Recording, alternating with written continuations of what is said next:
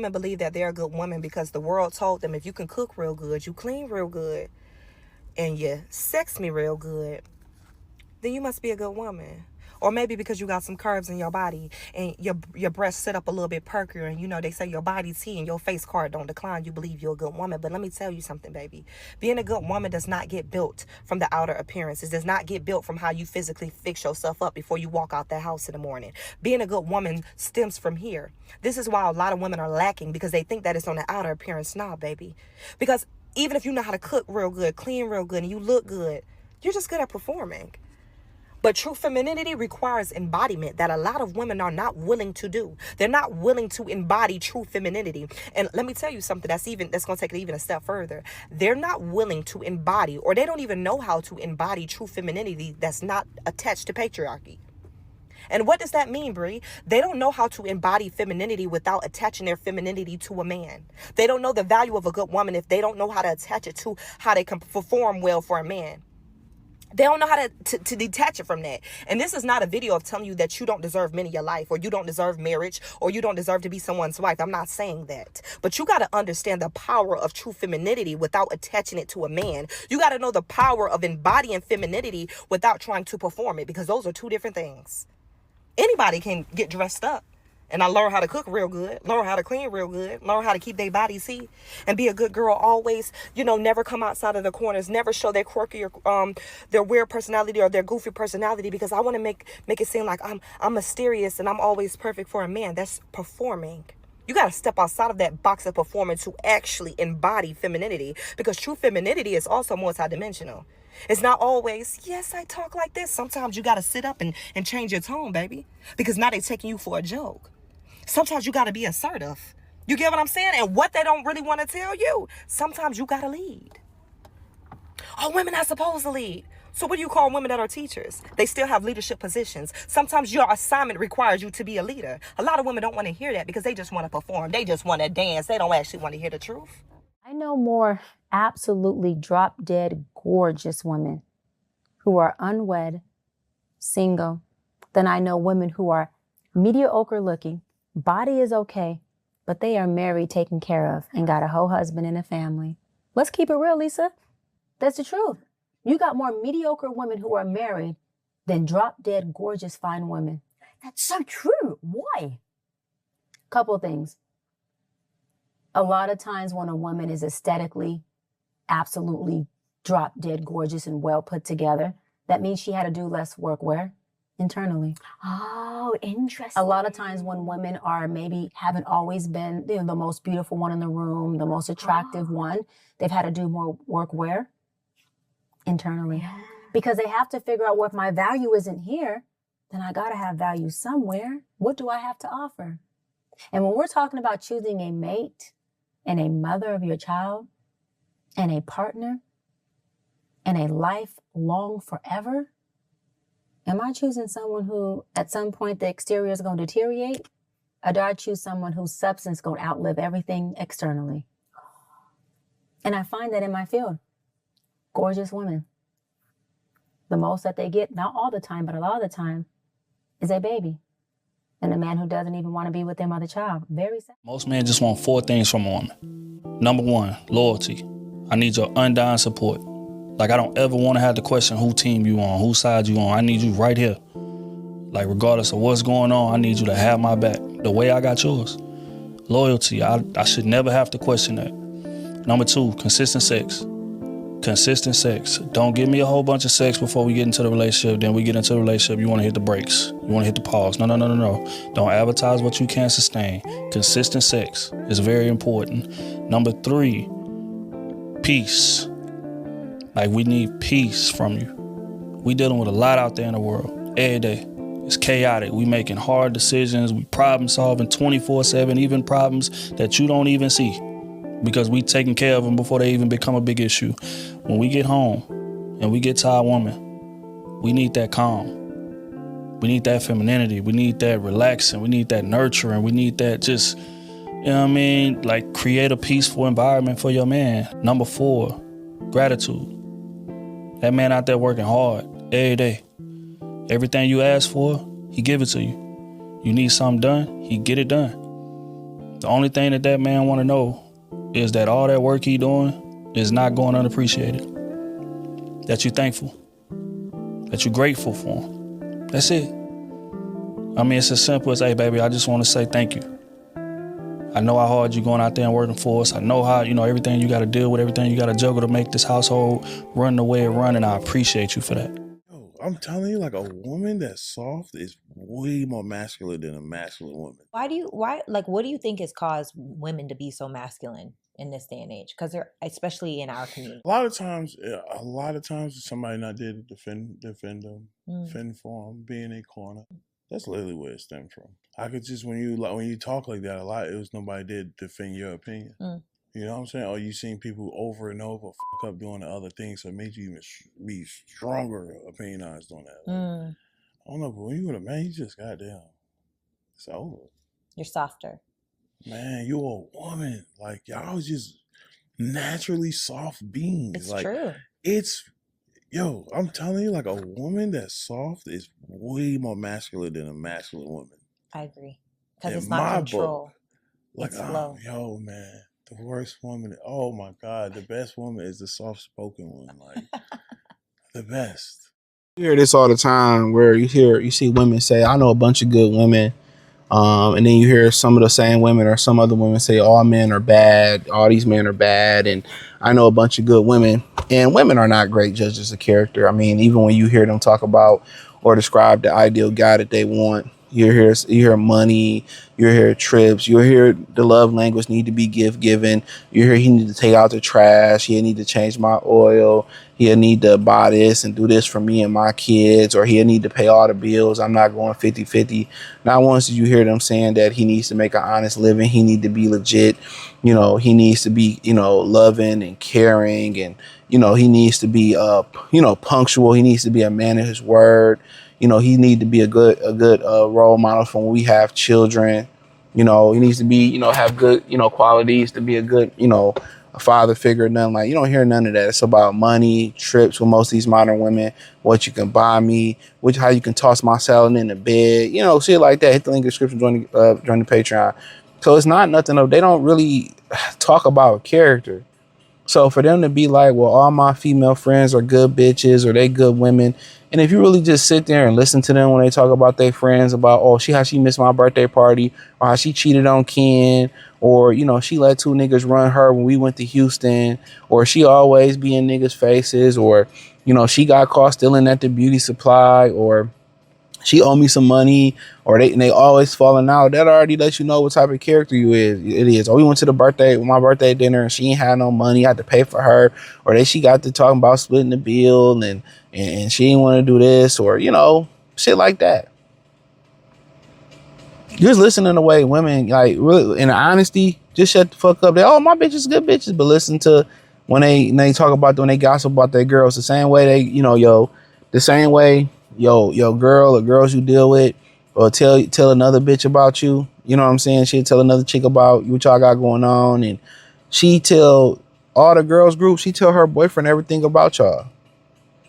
When you cheated on your boyfriend, when you caught an STD, when you was broke, when you was homeless, when you was stealing, you know what I'm saying? All this type of shit. Your fucking Gucci bag fake. You know what I'm saying? You passed out at the club drunk. You sucked a nigga up back in the day. You used to rob niggas. You sell pussy on Backpage. I mean, as much as she tell y'all about the man that she messing with, even if it's on a casual level or it's on I fuck with the nigga strong level, she tell us everything about y'all in the very same way. So therefore, you can already know, this girl is unambitious. She won't get a job. She lazy. I got to pay every time she go out. Do that sound like high character? And then we all fall out over the little small things, or she didn't show up to my birthday party and, she said she was going to do this and fuck that bitch. That bitch get on my nerves. Bitch always flaking and shit. These are the same bitches that's good. They got good character. There's a lot of these women that be cool with single bitches, man. They really do. They be cool with single bitches. And they be married. The bitch be married and they be cool with the single chicks and shit. And they be trying to coach the chick on how to get a boyfriend and how to get a husband and all that shit. And the chick is just a lost cause. She's a floozy. She's a hoe. And that's why most of the husbands don't want y'all around them bitches, because they toxic. This is why a lot of people had a belief that married people should hang with married people, but women are horrible judges of character. Just think about the dudes that they pick to be their baby's fathers. Just think about when you hear them describe the perfect guy or the guy they want to sweep them off their feet. Just think about it. You rarely hear about a man of his word, a guy with high character, a guy that make an honest living. They say they want to reform Pookie. They say they want to crip in my Peace World voice. Think about that for a minute. And when you hear dudes talk about the woman that they want, usually it's trust, it's loyalty. You know what I'm saying? You know, it's reciprocation.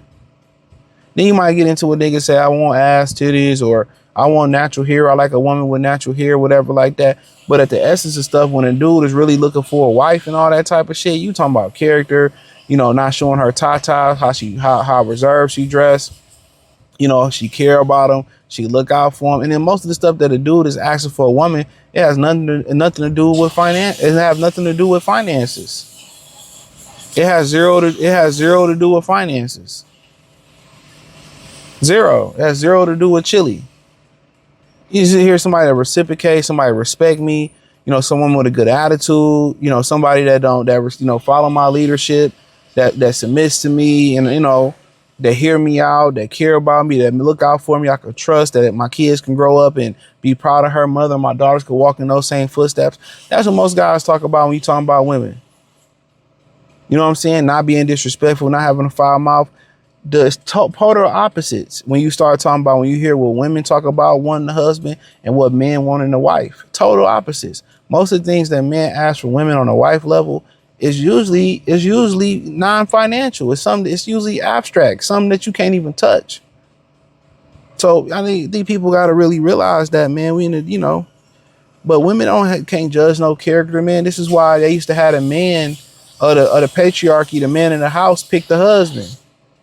He may huddle up with the wife, and they might get her opinion on the husband, But in general, it's usually the man that judges character, man.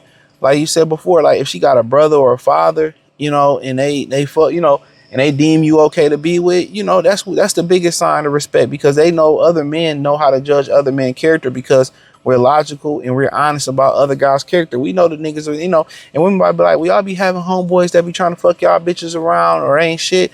We understand their character, because our bond ain't a lot of times your bond ain't through, you bond with who you grew up with, it ain't through bitches. It's through like hooping. It's through, school or travel basketball, travel baseball, or, it may be through, strength training, lifting weights. Y'all might have, did a work convention together or whatever like that. Or y'all might have did a business partnership. Y'all might play golf together. Y'all might have closed the deal. And that's where our relationships come with other men as we start to get older and get out of school, through college, through networking, through frats, through social networking groups. That's where our friendships are built at, you know what I mean? So, but we know, one of the biggest signs of honor, to be honest with you, bro, I'm gonna tell you this on both sides.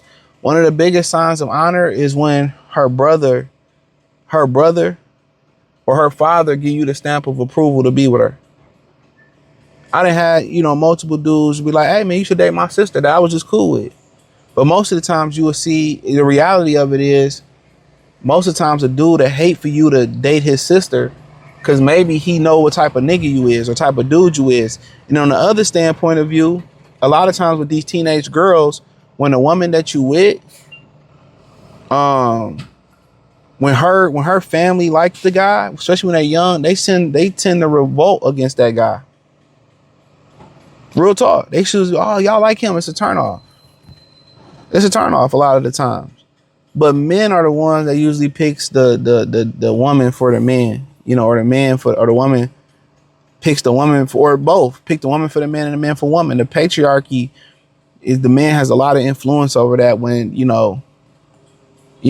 traditionally how it used to be, how, families pair their daughters or sons up with other, for marriage. But yeah, women are horrible because they're not honest in when their assessments. They're not even honest in what they really want in dating. But hey, hit the link in the description, join the Patreon piece. Everybody acting like they scared to say it, I'ma say it.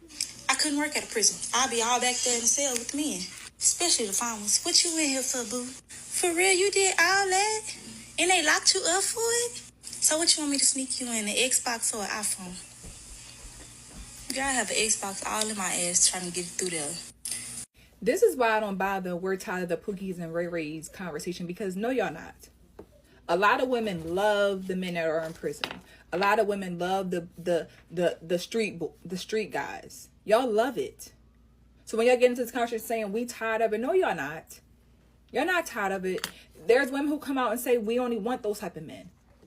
I love that type of man. Even the quote unquote classiest, well educated, well put together women love the Pookies and the Ray Rays.